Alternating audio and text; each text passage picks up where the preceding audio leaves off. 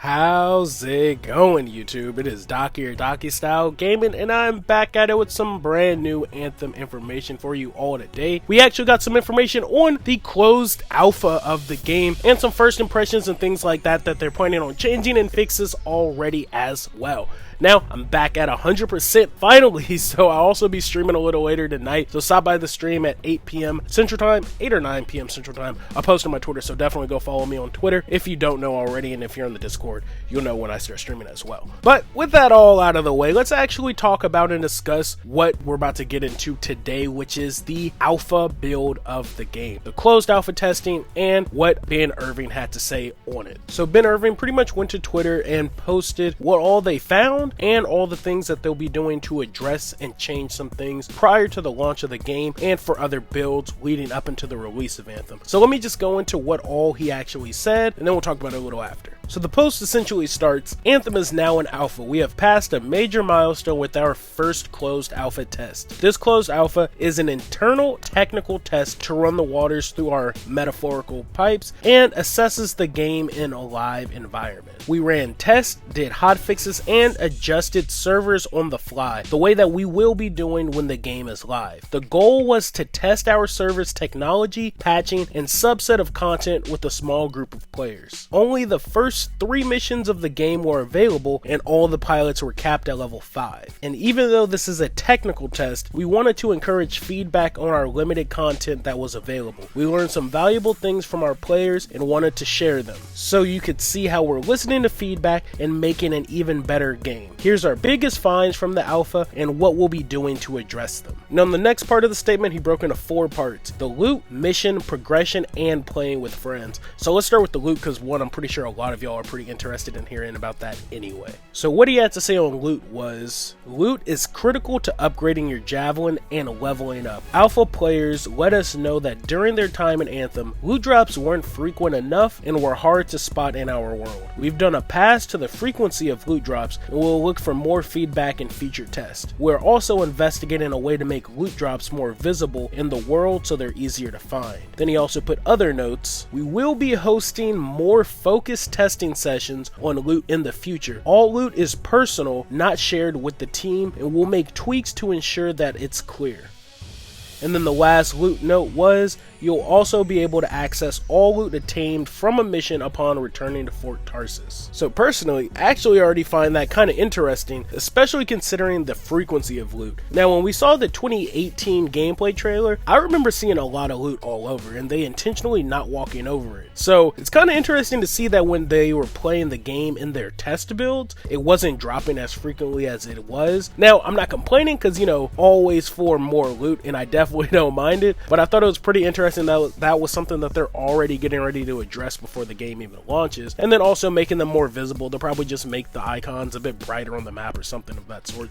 So it's not nothing too big that they'll change, but the frequency of the loot is definitely something that's pretty interesting. This next paragraph went on to the missions of the game, and what he had to say about the missions via this playtest. We wanted to help players ease into the dangerous world outside of Fort Tarsus. That in mind, we limited the difficulty for the first few missions and cut down on how many different kinds of creatures were roaming through them. Players let us know they wanted more challenges sooner. We have now done additional passes to balance all 3 difficulty levels, and we'll be updating the game to introduce different creatures earlier and use more of them. Then he had 2 smaller side notes. He said mission content in the closed alpha was limited, so some players felt there wasn't enough or a lot to do, and we'll be adding significantly more content into our future builds. And then the second note was, critical expedition bugs were fixed. So I'm assuming there was something buggy or glitchy that was going on throughout the alpha test build of the game. So I thought that was pretty interesting, and it's pretty cool to see that they're going to already be cranking up the difficulty even pretty early on the game. And that was something I actually wanted to even ask the devs about, the amount of creatures that would be out in the world. I know there will be probably many wildlife creatures that we'll see that we'll probably be able to encounter and attack as well, but I was wondering how many different varieties of main creatures, similar to how Destiny has so many different factions, whether it be the Hive, the Fallen, the Taken, things like that. So I was wondering, outside of the many creatures that we find out in the wild, how many other actual enemy threats will be out in the world. Now we know there's a bunch of different factions. We know the Dominion. We even know that there's 2 other enemy types we haven't seen too much on. We know the Scar, and then we know there was, I believe there was 2 more. So I really wonder how many enemies we're going to actually see in the game, because I remember even in seeing some of the gameplay trailer, the most recent trailer we saw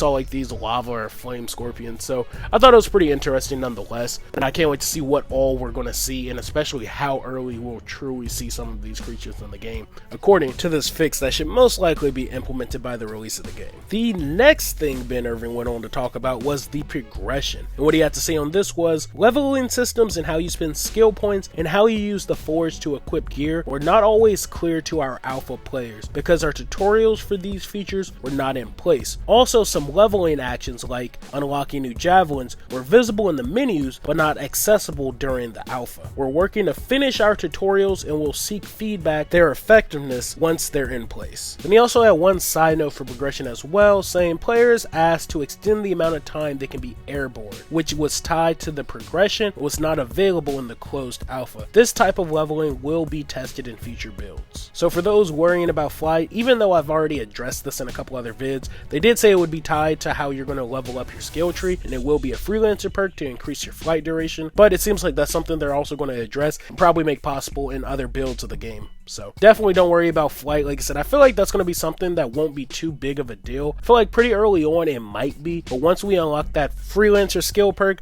I don't feel like it's going to be too big of a deal anymore. And then the last bit of feedback that they got from this alpha testing was about playing with friends, and this is what he had to say on the feature. Multiplayer is an important part of Anthem, so we want to make sure that it is smooth and easy to use as possible. Some of our alpha players mentioned they ran into difficulties trying to form a group with friends. They couldn't always tell if their teammates had successfully joined the party, and we've added several systems that we think will help. Joining and leaving notifications when there's a change to the team makeup, tutorials, and making an add, kick, or leave feature accessible in different places. And then on this topic he had 2 side notes as well. He says some players felt it was hard to find their teammates. We're iterating on some UI elements to help with this. And then the second note was we are planning to add a way to help players who get stuck in the world. Details TBD. Now that's all he really had to say on the whole playing with friends part of this. Now I thought it was pretty interesting that they are actually going to add a kick system in place.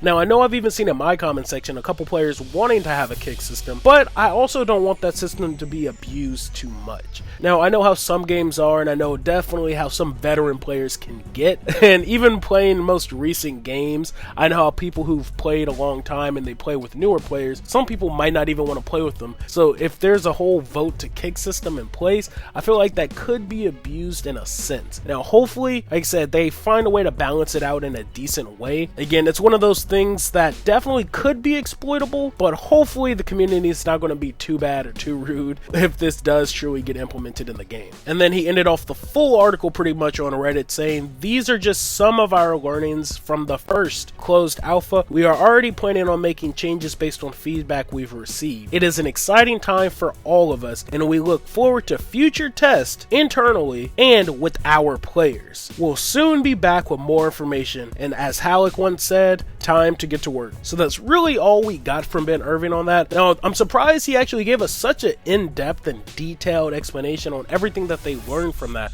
I'm super happy to hear the devs doing things like this and see this, because again, it lets us know that they are taking our feedback pretty seriously. They're trying to deliver us the best game as possible. Now yes, there's only a couple months before the game releases, but I feel like they're already working on so much of the game and so much of the things that we want, or that they potentially want to put in the game. They're probably trying their hardest, but they're also trying to give us the best experience as possible. So again, I'm super happy with everything that we've been getting and seeing so far. Nothing has persuaded me away from this game. So again, I'm extremely happy. I can't wait to see what's more to come from this game and what more testing is going to come from this game. And like they said, hopefully they'll be doing more internal testing, and they said test with our players. So I can't wait to see if there's going to be any other ones coming out in the future. Hopefully so. 1, because it'd be dope to bring some more content on the channel. 2, it also would be nice to give the devs more hands-on feedback on things that they could change potentially before the release of the game. So that's really all I got for this video, guys. Again, thank you all for watching like